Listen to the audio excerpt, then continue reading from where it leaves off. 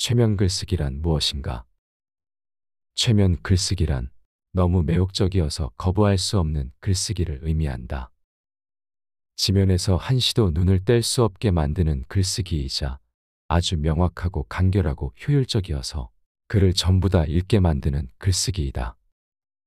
그리고 다른 무엇보다도 자신이 읽은 것을 기억하고 행동하게 만드는 글쓰기이다. 최면 글쓰기는 주문처럼 마음을 사로잡고 기억에서 잊히지 않으며 숨겨진 명령으로 가득 차 있다. 이것이 독자들을 잠들게 하는 것보다 훨씬 낫다. 살면서 한 번쯤은 최면 글쓰기를 접해본 적이 있을 것이다.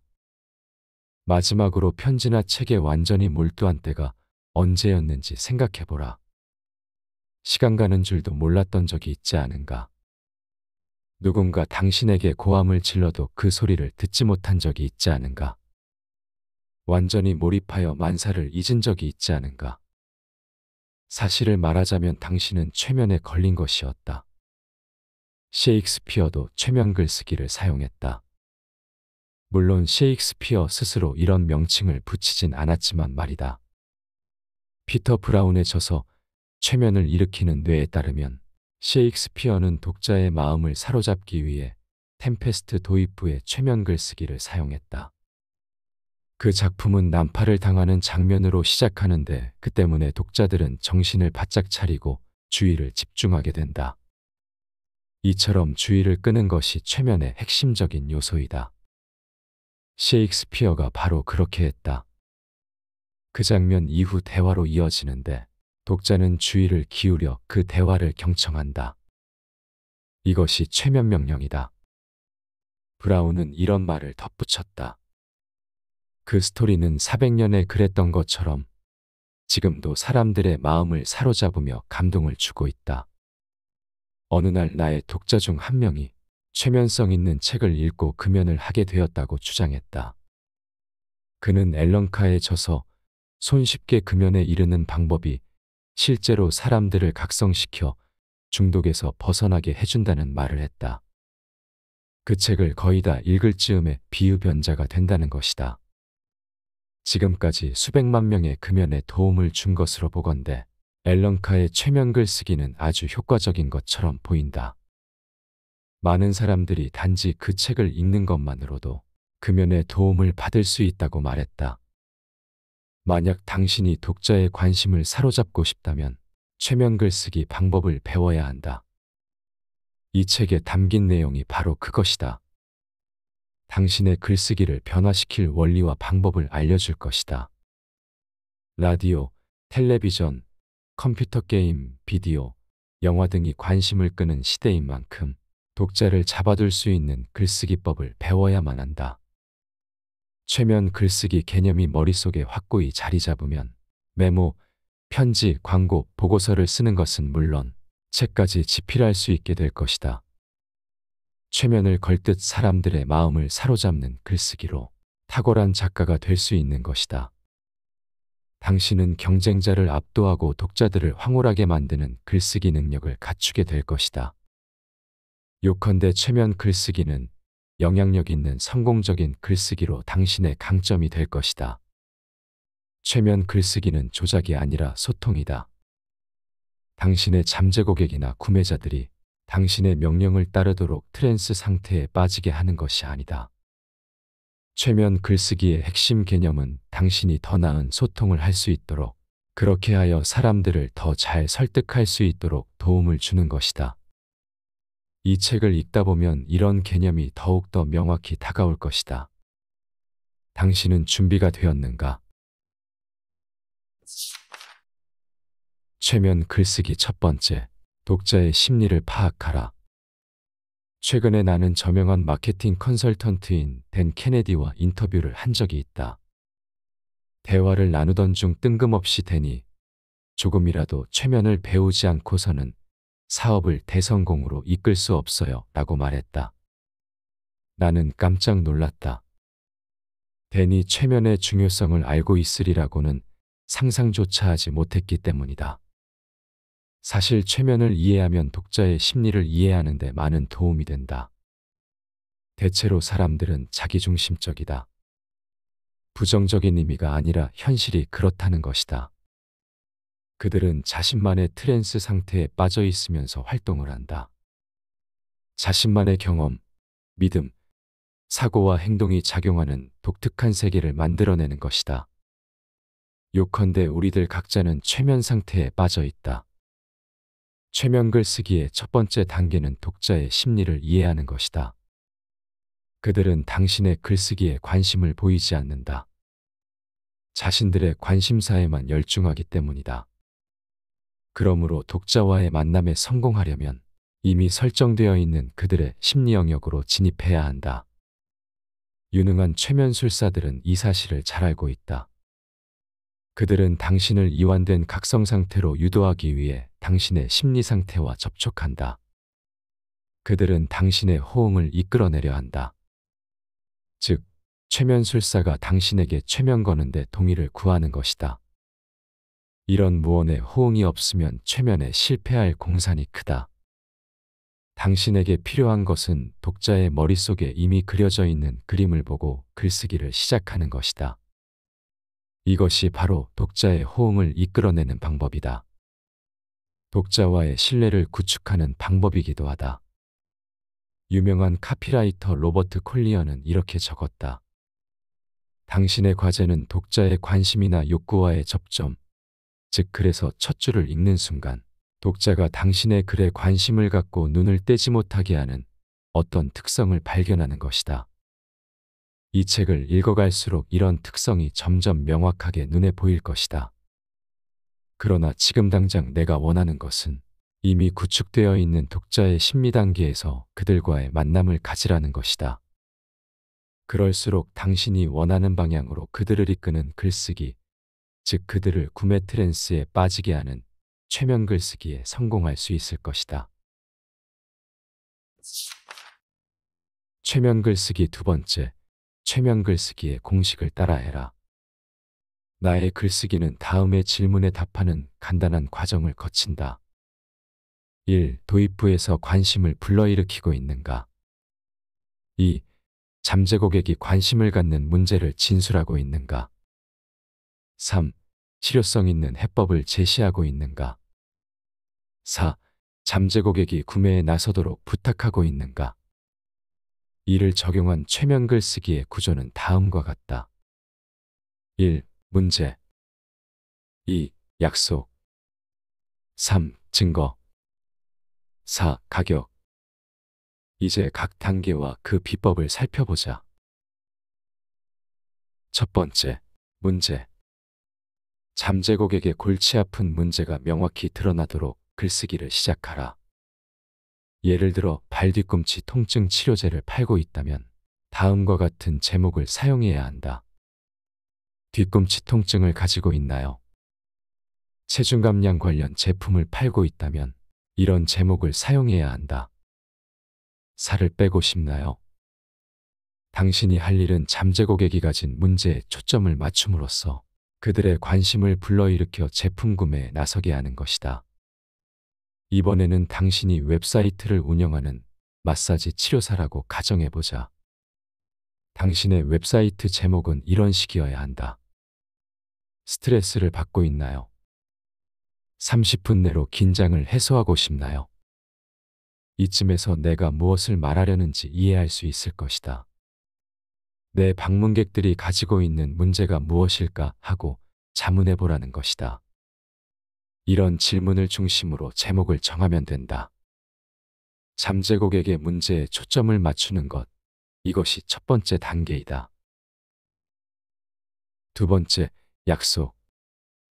첫 번째 단계로 고객의 관심을 끌었다고 치자. 이제 약속을 언급해야 한다. 앞서 말한 발뒤꿈치 통증이 제목이라면 다음 글이 뒤따르는 식이다. 30일 내로 새로운 약초가 발뒤꿈치 고통을 줄이거나 없애줄 것입니다. 체중 감량 제품이라면 다음 글이 뒤따라야 할 것이다. 새로운 이접근법은 음식이 아니라 마음먹기에 따라 체중 감량을 가능하게 해줍니다. 마사지 치료사라면 다음 글이 뒤따라야 할 것이다. 내 손은 지금까지 3,500명의 고객의 몸을 풀어주었습니다. 당신 역시 내 도움을 받을 수 있습니다. 두 번째 단계에서 당신이 할 일은 첫 번째 단계에서 언급한 문제에 대한 해법을 설명하는 것이다.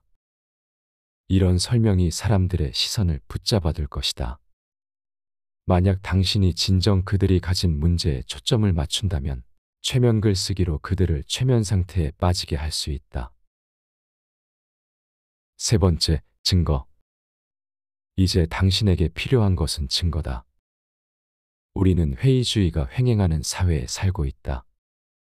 웹사이트에서는 말도 안 되는 터무니없는 주장을 쉽게 접할 수 있다.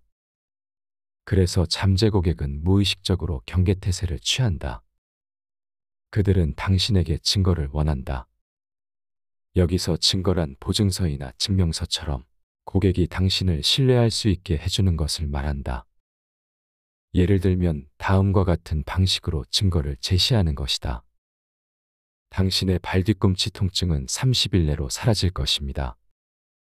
치료가 되지 않으면 전액 환불 가능합니다.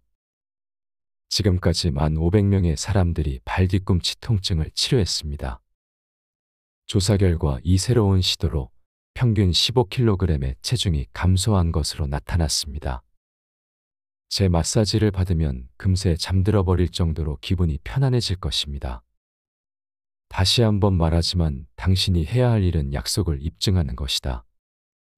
즉, 약속 실현을 증거로 보여주는 것이다.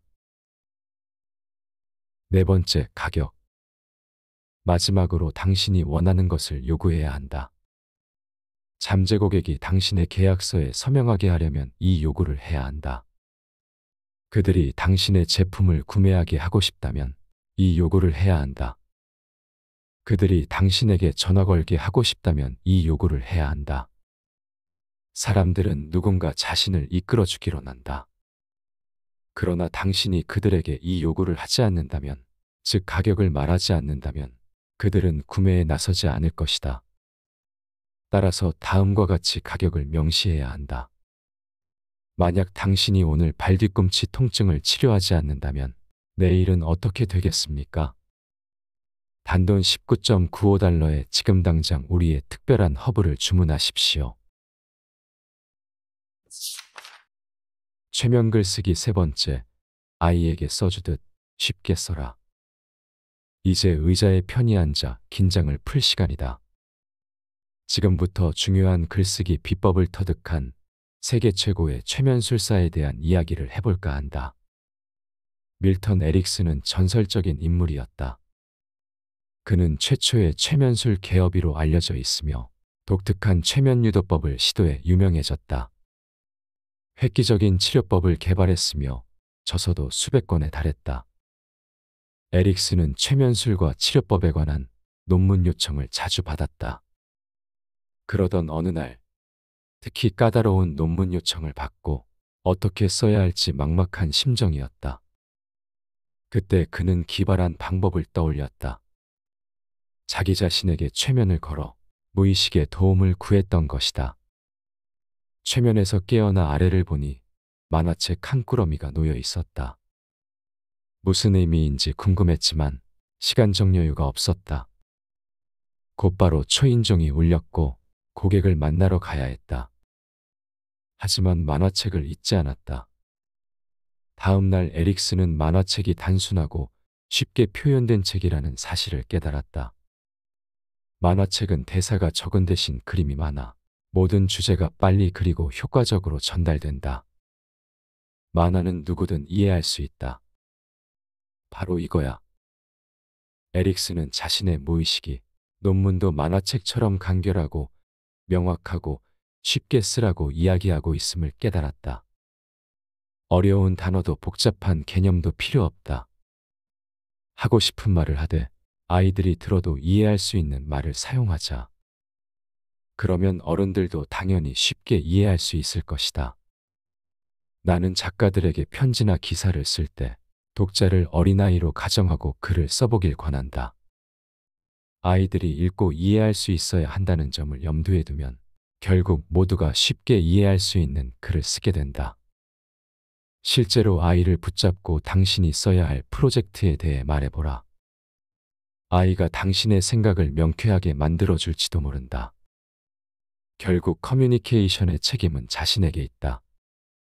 당신의 글을 이해하지 못한 사람이 한 명이라도 있다면 그것은 간결하고 쉬운 글쓰기에 실패했다는 뜻이다. 도스토예프스키는 이렇게 말했다. 만약 주변 사람들이 너의 말을 듣지 않거든 그들 앞에 엎드려 용서를 빌어라. 잘못은 너에게 있기 때문이다. 당신이 아이를 상대로 글을 쓸 일이 없을지도 모르고 만화작가가 아닐 수도 있지만 당신의 글을 읽는 독자 가운데 어린아이들도 존재한다는 사실을 늘 염두에 두어야 한다. 그 아이들을 이해시킬 수 있다면 당신의 의사전달은 성공이다. 최면글 쓰기 네 번째, 먼저 쓰고 끊임없이 고치라. 어쩌면 이것이 이 책 전체를 관통하는 가장 중요한 주제인지도 모른다. 이쯤에서 왜 내가 당신의 관심을 끌고 있는지 스스로 자문해보라. 무엇이 당신의 관심을 사로잡았으며 무엇이 책 읽기를 멈추게 하지 않는 것일까? 지금까지 왜 이 책을 읽고 있는 걸까? 짐작컨대 이유는 다음과 같다. 첫째, 단순하지만 신빙성 있는 설명으로 깊은 인상을 주었다. 둘째, 지면을 채우는 문장의 줄이 일목요연하게 잘 구성되어 있다. 셋째, 몇몇 눈에 띄는 단어들의 효과가 두드러졌다. 이것은 최면글 쓰기를 이끌어내는 공식에 가깝다. 물론 절대적인 공식은 아니다. 최면글 쓰기를 하려면 약간의 조정이 필요하기 때문이다. 완벽해질 때까지 단어와 구문과 문장을 매만져야 한다. 각각의 단락도 독자의 관심이 계속 머물 수 있도록 손을 보아야 한다. 그렇다면 어떻게 이런 글쓰기가 가능할 걸까? 여기서 내가 조언하고 싶은 것은 일단 먼저 쓰고 나중에 고치라는 것이다. 먼저 대략적인 초안을 그려라. 그런 다음 완벽해질 때까지 수시로 고쳐야 한다. 이비 화이트는 이렇게 말했다. 위대한 글쓰기는 존재하지 않는다. 오직 위대한 고쳐쓰기만 존재할 뿐이다. 글을 수정하는 단계에서 최면 글쓰기가 가능하다. 이것은 자신이 쓴 글을 선택한 다음 완벽해질 때까지 손질하고 다듬는 과정이다. 예를 들면 이런 식이다. 그 문은 존에 의해 열렸다. 당신이 기사 작성을 위해 쓴 글이라고 하자. 나쁜 문장은 아니지만 그렇다고 좋은 문장도 아니다. 지나치게 수동적인 글이다. 문장을 조금 다듬어 보자. 존이 문을 열었다. 한결 나아 보인다. 훨씬 더 능동적이며 생동감 있는 문장이다. 그렇다면 이것이 최면에 걸리게 하는 문장일까? 아직은 아니다. 다시 문장을 다듬어 보자. 존은 발길질로 문을 열었다. 10중 8구 이 문장은 당신의 관심을 끌 것이다. 여기서 한 번 더 문장을 다듬어 보자. 존은 발길질로 문을 콱 열었다. 드디어 시선을 확 끄는 문장이 완성되었다.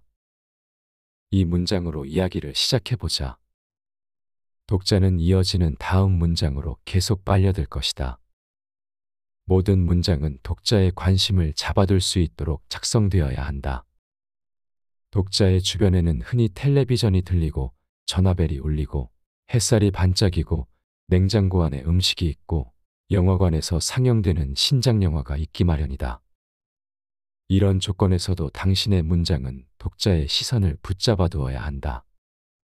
그렇지 않으면 그들은 일상의 다른 상황으로 관심을 돌릴 것이다.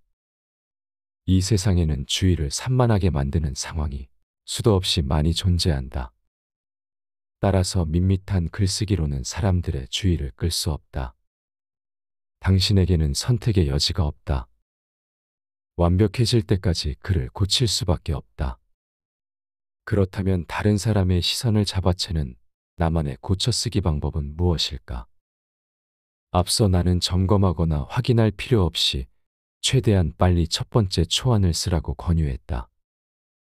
그러나 이번 교정 단계에서는 당신의 글쓰기 작업을 재검토할 것을 적극 권유한다. 교정은 보석이 반짝이도록 광을 내는 단계라고 할 수 있다.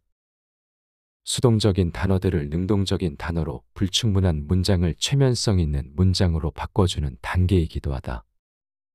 교정 단계에서 당신은 언어의 조각가가 되어 단어와 문장을 이리저리 이동시키며 카피를 재설계한다. 물론 여기에는 특별한 요령이 필요하다. 첫째, 글을 10부쯤 카피한다. 10명의 동료들에게 한 부씩 나눠주고 그들의 피드백 중에서 다수가 좋게 평가하는 글을 선택한다. 둘째, 쉼표가 눈에 보일 때마다 마침표로 바꿀 수 있는지 확인하라. 사람들은 종종 길게 늘어지는 문장을 구사한다. 이런 문장이 있다면 쉼표를 사용하여 한 문장에서 절을 분리하고 마침표를 사용하여 여러 개의 짧은 문장으로 바꿔보자. 이 작업이 글을 생기 있게 만들어준다. 셋째, 능동적인 언어를 사용하라. 수동적인 언어는 지루한 느낌이지만 능동적인 언어는 최면성이 있다. 이것이 바로 1918년에 출간된 문체의 요소들의 저자 이비 화이트로부터 나에게 이르기까지 많은 전문가들이 주장한 글쓰기 비결이다.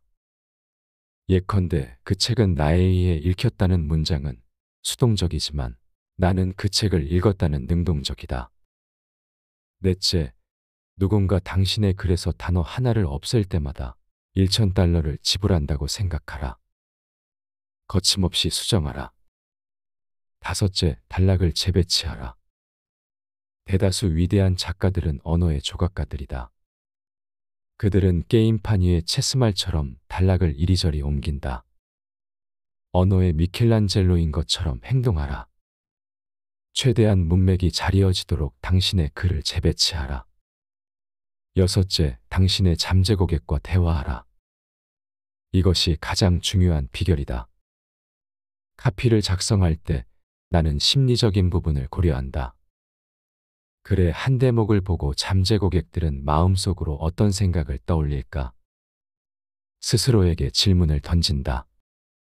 그런 다음 답을 찾기 시작한다. 일곱째, 자신이 쓴 글을 큰 소리로 낭독하라.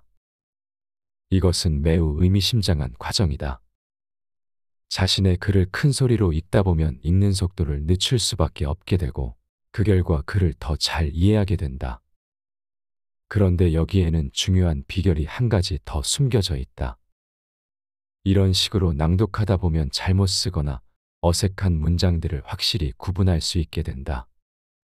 만약 당신의 글을 읽는 누군가가 더듬거리거나 이맛살을 찌푸리거나 당황해하는 것처럼 보인다면 그 대목을 주시하고 글을 다듬어야 한다. 여덟째, 누군가 내 글에서 건너뛰는 부분이 어디일까라고 자문해보라. 당신의 직감을 믿어야 한다. 어떤 한 문장이 지루하게 느껴진다면 다시 고쳐 쓰거나 짤막한 문장으로 나누거나 아예 삭제해버려야 한다. 고쳐 쓰기를 할 때에는 이 점을 꼭 명심해야 한다. 오늘 소개드린 책은 세계적인 천재 마케터 조 비테일이 집필하고 나비의 활주로가 출판한 꽂히는 글쓰기입니다.